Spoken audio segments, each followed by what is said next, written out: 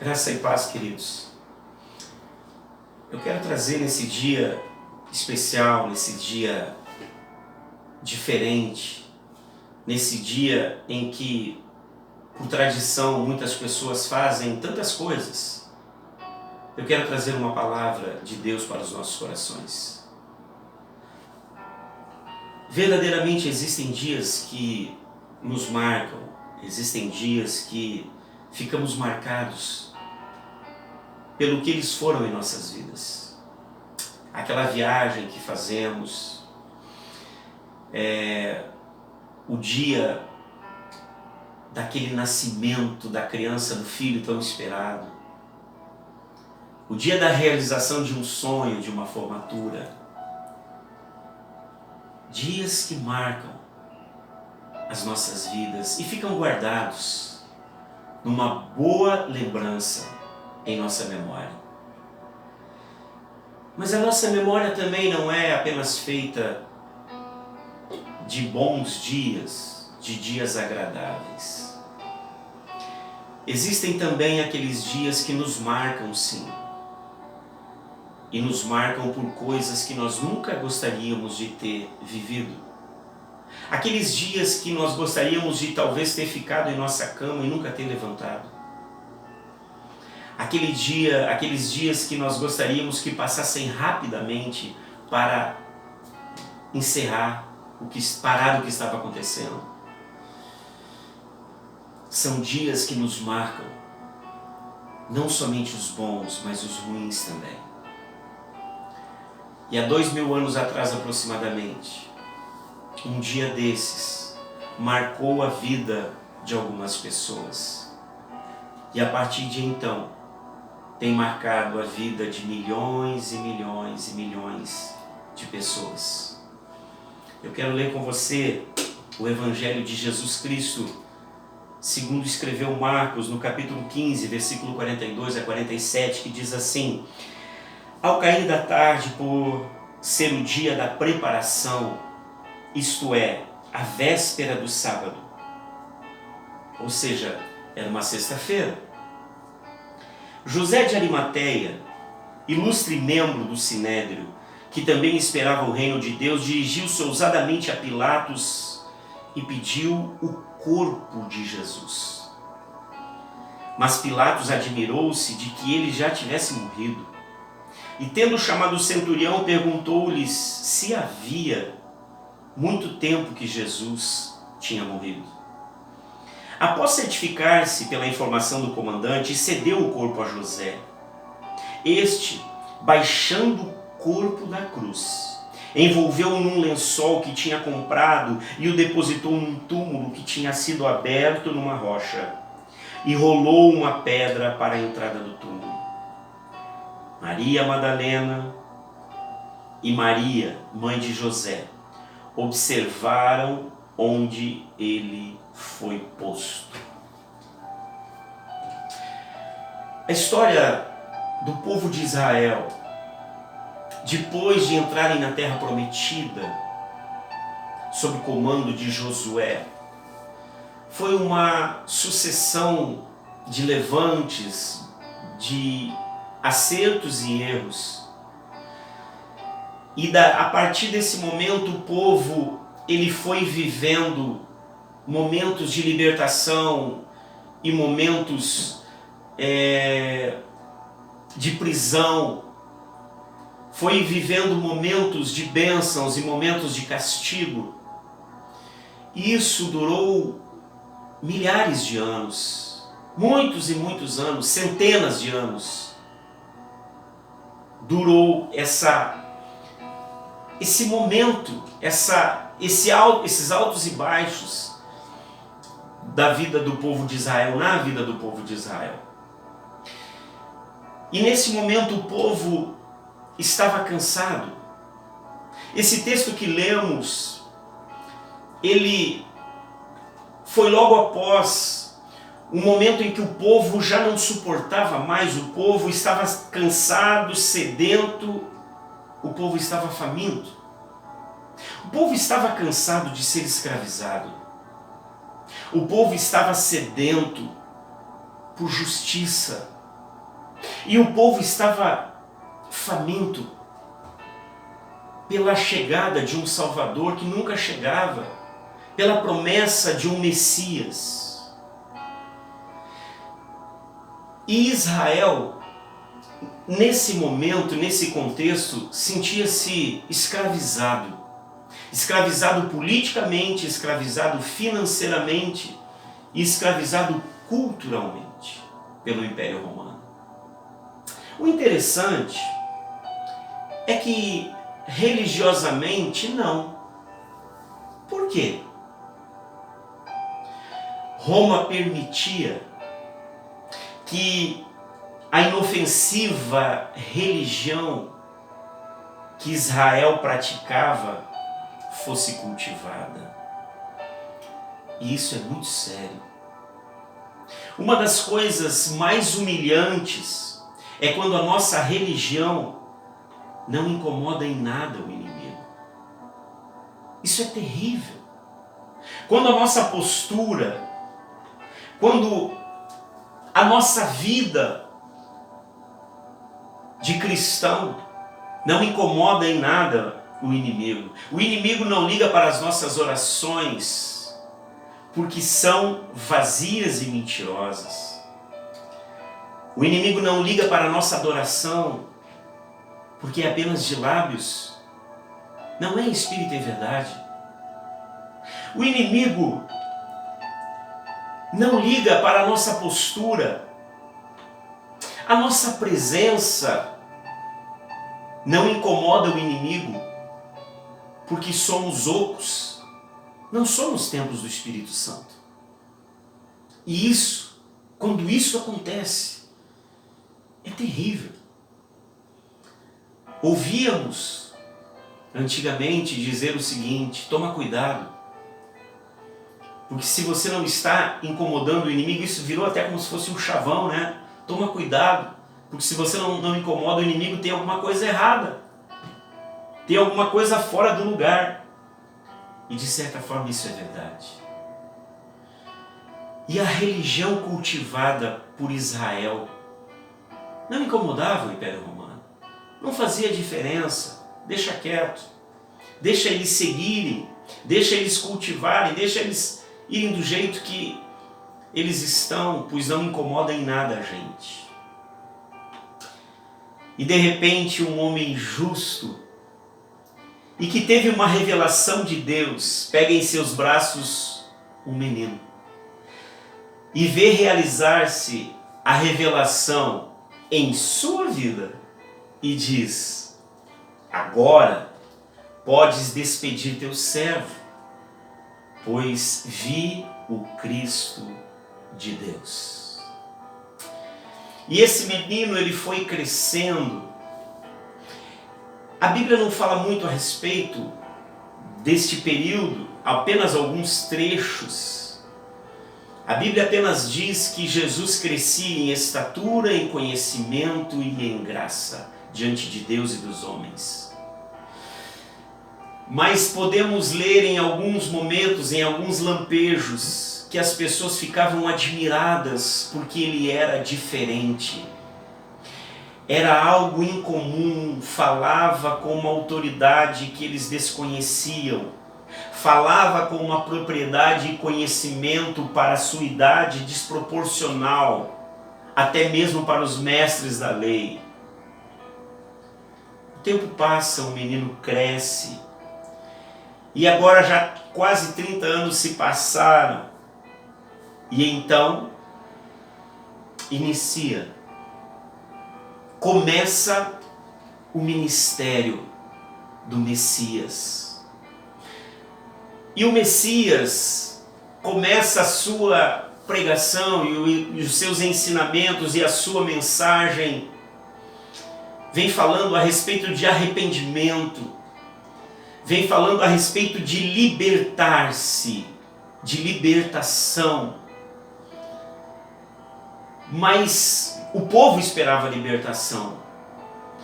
Mas a fala, a pregação de Jesus não era a libertação que o povo estava esperando. Jesus falava não da política romana, nem das leis romanas, mas das interpretações equivocadas da própria lei judaica. Com o passar do tempo, os responsáveis por ministrar a palavra, por ensinar a lei, por falar da palavra de Deus, passaram a distorcer de acordo com as suas próprias vontades. E Jesus, em determinado momento, ele diz: vinde a mim todos vocês que estão cansados, estão sobrecarregados, e eu vos aliviarei. O povo estava cansado. Os doutores da lei, aqueles que deveriam de ensinar e de libertar o povo, escravizava cada vez mais com ensinamentos mentirosos, ensinamentos inventados por eles mesmos. Isso é muito preocupante, porque hoje nós vivemos momentos assim. Momentos em que pessoas tomam postura, momentos em que pessoas se posicionam em relação à palavra, na realidade estão se posicionando em relação à política, em relação a finanças, porém pegam a palavra para tentar ser testemunha das suas pregações. E nessa tentativa distorcem, pinçam trechos separados da Bíblia para comprovar as suas heresias, as suas falas mentirosas, as suas falas raivosas, as suas falas de ira. Pregadores que colocam uns contra os outros, mensagens não de amor, diferentes da palavra de Deus, diferentes dos mandamentos que o Mestre nos deixou. Então, precisamos rever conceitos e verificar se são bíblicos ou se são resultados de uma exegese distorcida. Voltando para cá, Jesus então começa a cumprir a profecia de Isaías 61. E Jesus eles começam a descortinar literalmente o que o profeta Isaías falou a respeito do Messias. E durante 3 anos e meio, o povo experimenta a presença do próprio Deus entre eles. Eles experimentam que o Espírito de Deus verdadeiramente estava sobre aquele homem. Verdadeiramente o Espírito de Deus estava sobre ele. E ele começou a pregar libertação aos cativos. E o povo experimenta isso. Até que outra profecia, aquela de Gênesis, aquela de Êxodo, aquela de Isaías 53, começa a se cumprir na terra, no céu e no inferno. Isaías 53, capítulo 53, versículo 4 e 5 diz assim: certamente ele tomou sobre si as nossas enfermidades e sobre si levou as nossas doenças, contudo nós o consideramos castigado por Deus, por ele atingido e afligido, mas ele foi transpassado por causa das nossas transgressões, foi esmagado por causa de nossas iniquidades. O castigo que nos trouxe a paz estava sobre ele, e pelas suas feridas fomos curados. E quando essa profecia começa a se cumprir,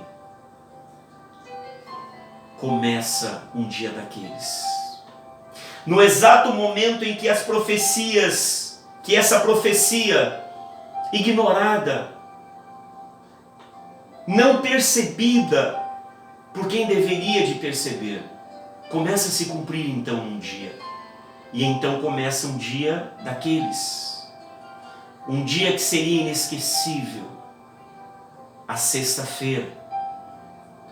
Naquele momento, todos os seguidores de Jesus ficaram meio desnorteados, sem entender nada. Não entendiam o que estava acontecendo. Eles estavam acostumados com milagres, estavam acostumados com o mover de Deus, estavam acostumados com coisas desafiando a lei da física, da química. Tinham contemplado maravilhas acontecerem. Aquele que ordenava 6.000 demônios que saíssem, aquele ao qual uma legião de demônios se sujeitava e entendia uma voz de comando, agora estava sendo pregado numa cruz por um punhado, por alguns poucos soldados. O corpo que saía virtude para estancar a hemorragia estava esvaindo-se em sangue.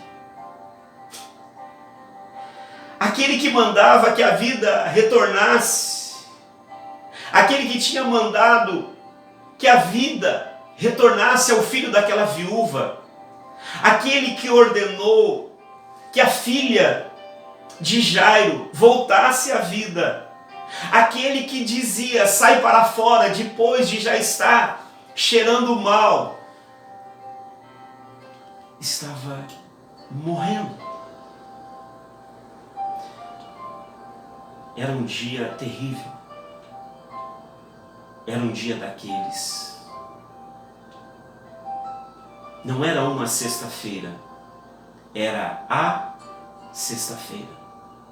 Não era um dia, era o dia.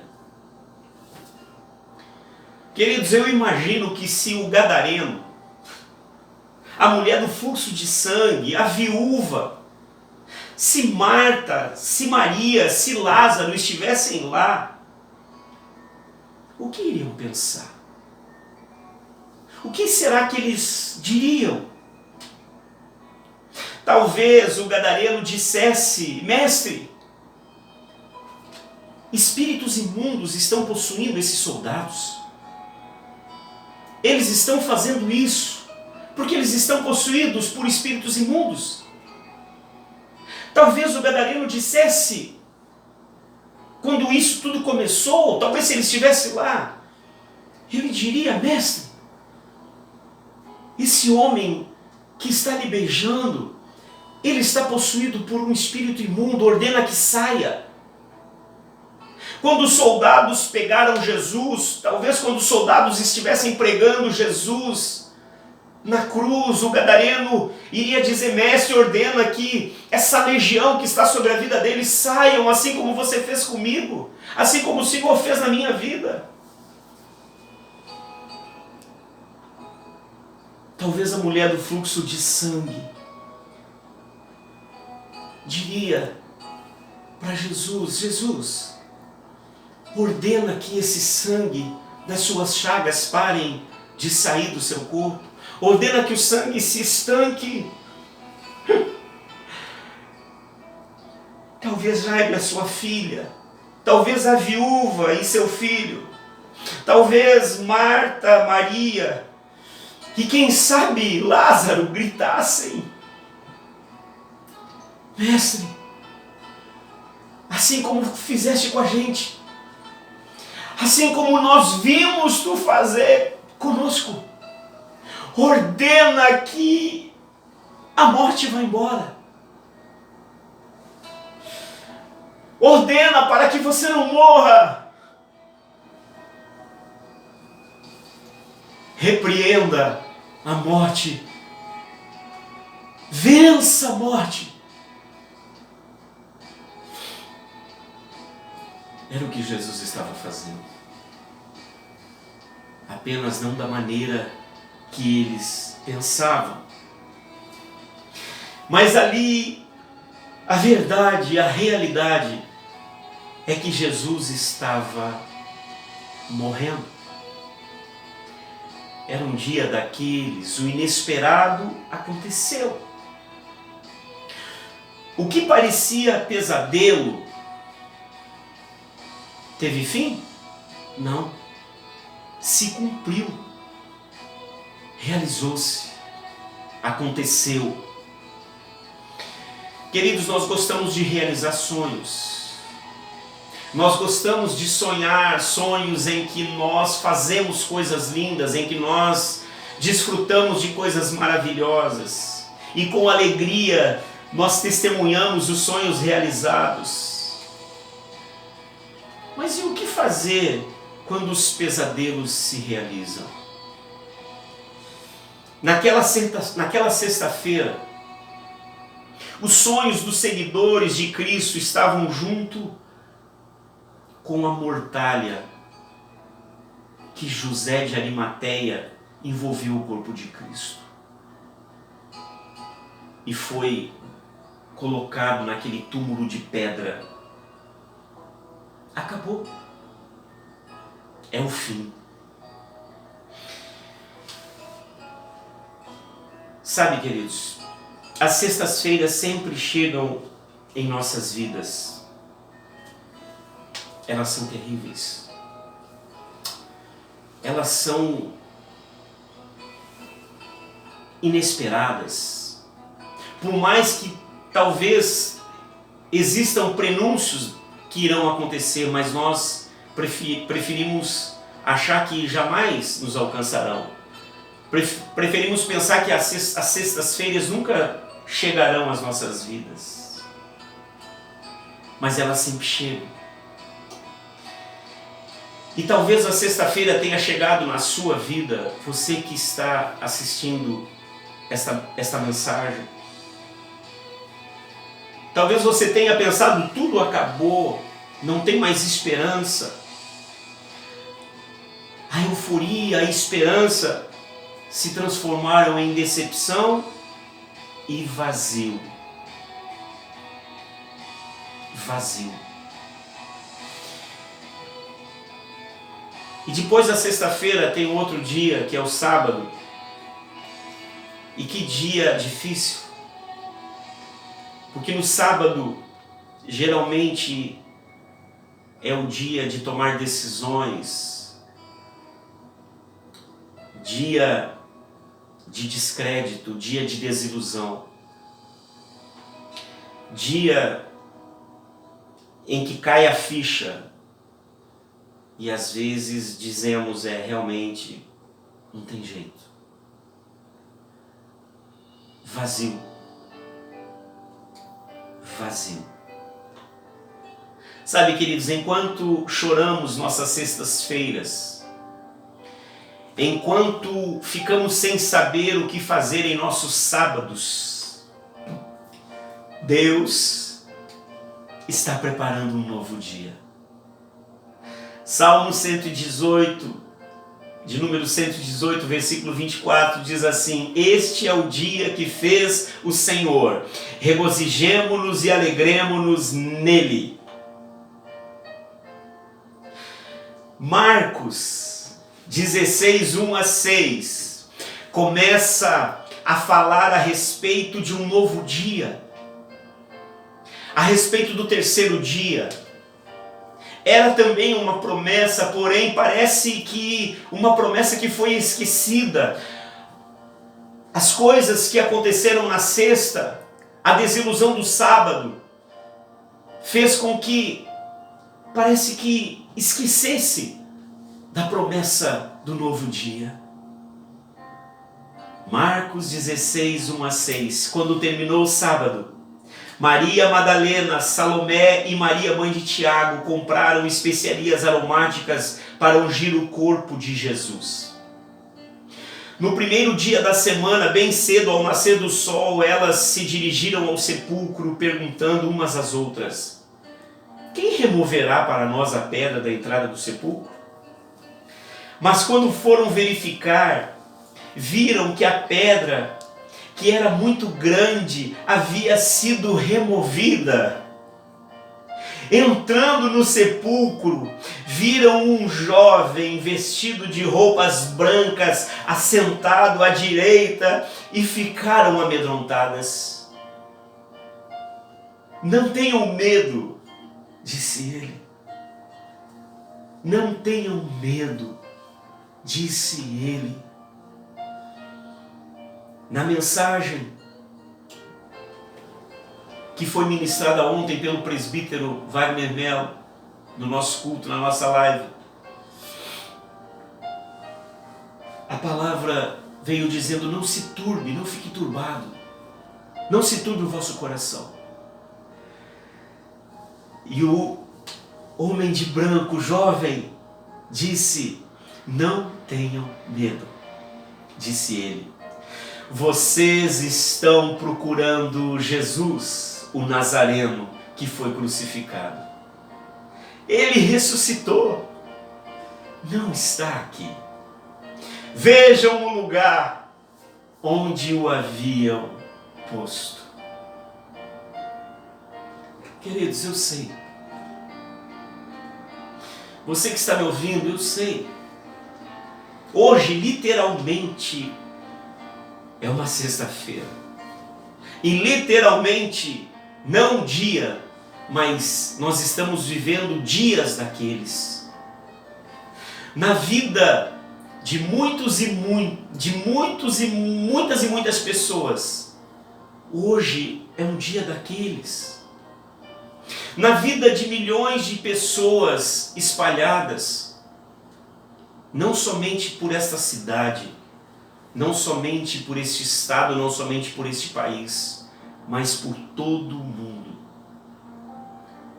O planeta, o mundo todo está vivendo dias de medo, dias de desespero, dias de incerteza e sofrimento.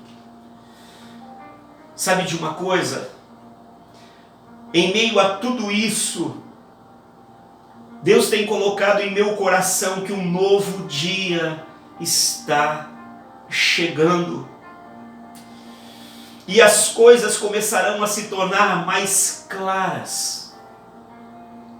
Um novo dia está chegando. A sexta-feira é necessária para que o domingo chegue.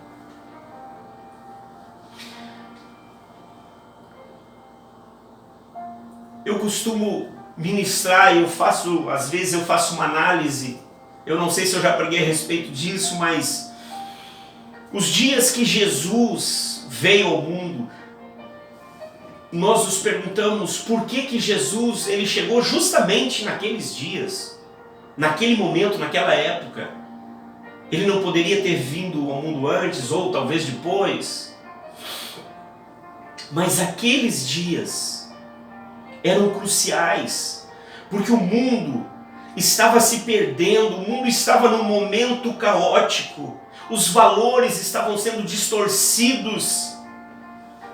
A história, não somente a Bíblia, mas a história nos diz que aqueles momentos ao qual Jesus veio ao mundo eram momentos terríveis, de inversão de valores, em que estava sendo tudo deturpado. E hoje nós estamos vivendo um momento assim. Foi necessário que alguma coisa acontecesse naqueles dias. Não alguma coisa, que o acontecimento acontecesse naqueles dias. Mas estamos vivendo dias em que alguma coisa tinha que acontecer. Os valores estavam sendo trocados. O mundo estava terrivelmente doente. A terra está doente. E alguma coisa precisa ser feita. A sexta-feira é necessária para que o domingo chegue. E então talvez entenderemos algumas coisas que antes nem passava por nossos pensamentos. Coisas tipo: se o meu povo, que se chama pelo meu nome, se humilhar, orar, buscar a minha face, se arrepender dos seus maus caminhos. Sabe, queridos, nós estamos vivendo momentos em que a igreja precisa se posicionar. A igreja precisa tomar uma postura, uma posição. E nesse dia, hoje, eu quero declarar o que um pregador, eu não me recordo quem, declarou. Hoje é sexta-feira, mas o domingo vem aí, em nome do Senhor Jesus. Que esta palavra possa entrar no teu coração, em nossos corações, e que nós possamos entender o momento que estamos vivendo. E que por mais que pensemos que estamos sozinhos, por mais que achamos que estamos sendo dominados por algo terrível, tudo está nas mãos de Deus. Deus prepara um novo dia para as nossas vidas. E daqui a pouco, nós iremos ver a glória de Deus se manifestar. Porém, nós, como igreja, precisamos passar por esse momento, glorificando e exaltando o nome do Senhor. E mais do que nunca, firmes na palavra de Deus. Amém?